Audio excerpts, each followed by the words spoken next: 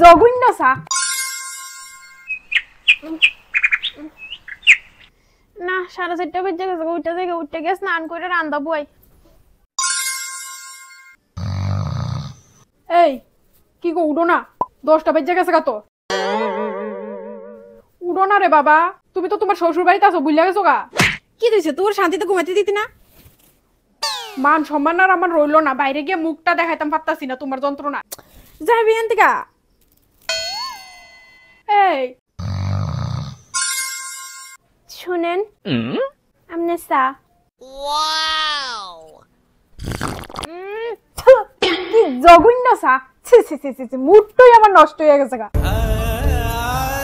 চা ঠিক মতো মানে তার ওটা বিয়া করে বসছো না, বাবার জন্মে জীবনে চা বানাইছো নি, মন তো হয় না। কেন যে এই আফরটা আমার গারু জুলাইতে গেছে আমার মা বাবা।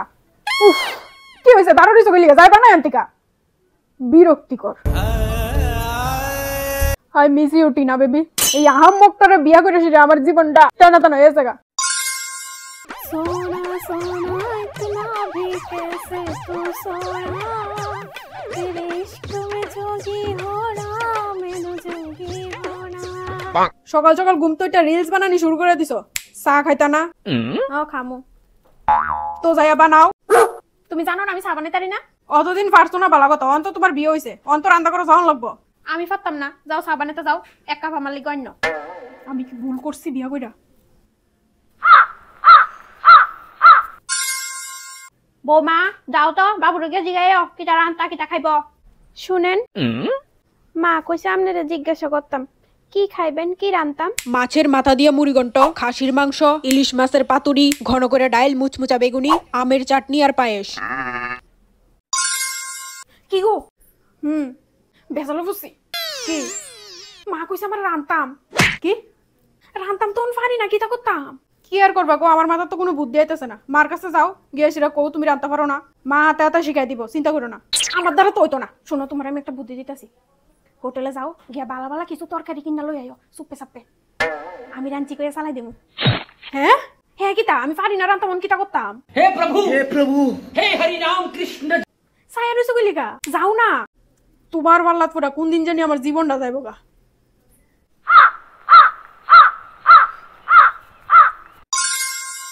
এই আহম্মক শোনো। হ্যাঁ কিছু কইবেন?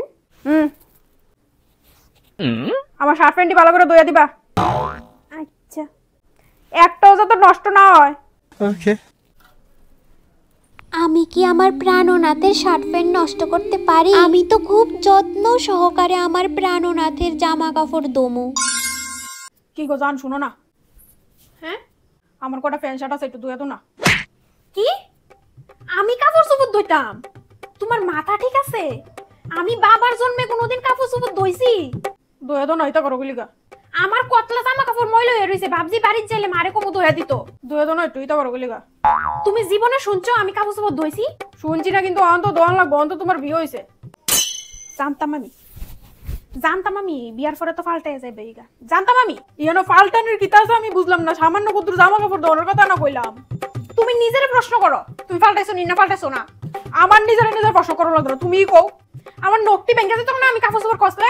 নোকের চিন্তা সাজুগুজু তো জীবনে বহুত করছো মায়া থাকতে, অন্ত বাড়ির বউ হইছো, অন্ত কাম কাজ করো লাগবো। সারা জীবন তো এভাবে চলতো না। ঠিক কইতো মা, নতুন নতুনই ভালোবাসা, বিয়ার পরে দেখবি কোন দিকটা ভালোবাসা বাইরে। ঠিক ওই কইতো, কথা কইবে না আমার লগে।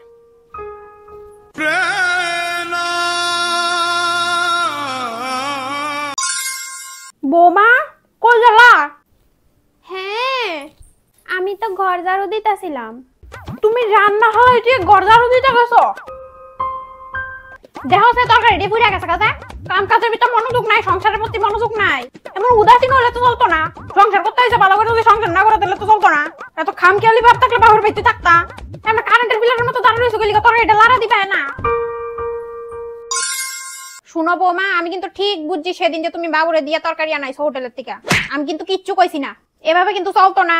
সংসার করতে আইছো, ভালো করে সংসার করো, না পারলে 100 বার আমারে কইবা, হাতে কলমে আমি শিখাই দিমু। তারপরও আমার উপরে এমন বাটফারি করবা না কিন্তু, আমি কইয়া দিলাম।